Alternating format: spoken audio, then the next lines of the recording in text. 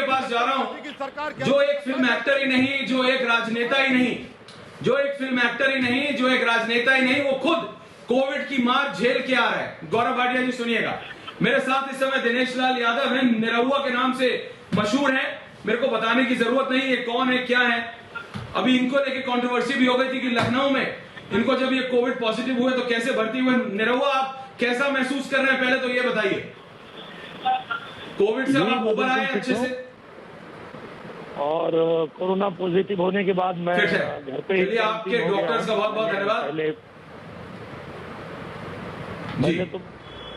पहले तो मैंने डॉक्टर से सलाह लिया, डॉक्टर ने जो दवाएं मुझे लिखी वो सारी दवाएं ले रहा हूं, घर पे ही हूं और अभी मैं बिल्कुल ठीक हूं।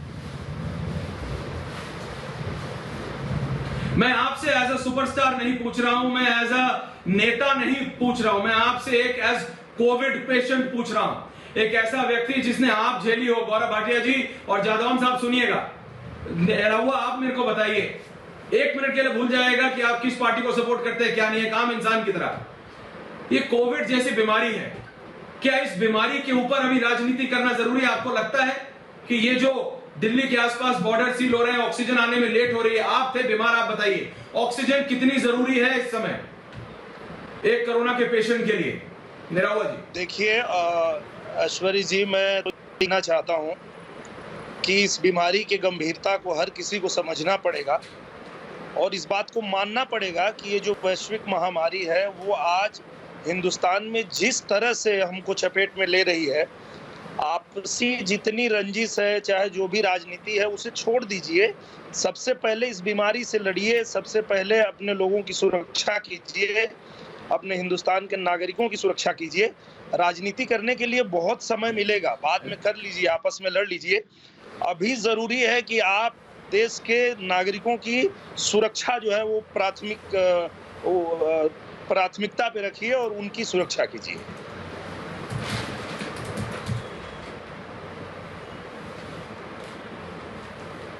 जी ऐश्वर्य जी, और मैं चाहता हूं कि ये बात सब लोग सुने और ये जी नहीं, क्योंकि मैंने आपसे इसलिए पूछा निरहुआ जी, क्योंकि दिनेश जी जब आप बीमार पड़े ना, जब आदमी पे आप बीती पड़ती है, इसलिए जब हरियाणा के गृह मंत्री आते हैं ना अनिल विज जी, मैं सबसे पहले बोलता हूं कि इस व्यक्ति ने खुद झेला है। तो जो व्यक्ति खुद झेल के आता है वो एज राजनेता नहीं, एज अ व्यक्ति बताता है। और ऐसे में जब हमारे ये राकेश टिकैत जी और ये बाकी लोग जो फार्मर्स प्रोटेस्ट कर रहे हैं, मैं कह रहा हूं इनका विषय है, आप कीजिए, लेकिन कोरोना जैसी बीमारी अगर किसी को 5 मिनट भी देर हो जाए तो उसकी जान जा सकती है। ऑक्सीजन की क्या कीमत है एक कोरोना पेशेंट से पूछिए आप। क्यों दिनेश जी गलत कह रहा हूं, बताइए। बिल्कुल सही कह रहे हैं आप, और ऐसे में बिल्कुल सबको समझना चाहिए कि सबकी जिम्मेदारी है, एक जिम्मेदार नागरिक की भूमिका निभाइए। और ये जितना कुछ भी आप लोग राजनीति कर रहे हैं, जो भी कर रहे हैं, वो करने के लिए समय है, बाद में कर लेंगे। अभी तो यही जरूरी है कि हम लोग पहले इस महामारी से लड़ें, क्योंकि ये महामारी को हल्के में लिया लोगों ने तो देखिए आज क्या हुआ है। सरकारी जो भी गाइडलाइन थी उसको माना नहीं, यहाँ तक मानने को तैयार नहीं हुए कि कोरोना है, ये भी कोरोना को भी मानने को तैयार नहीं हो रहे थे।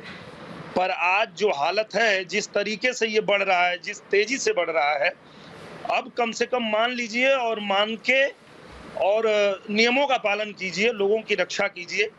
और एक ही उद्देश्य होना चाहिए हर किसी का कि हम इस कोरोना के महामारी से लड़ें, आपस में लड़ने की अभी जरूरत नहीं है।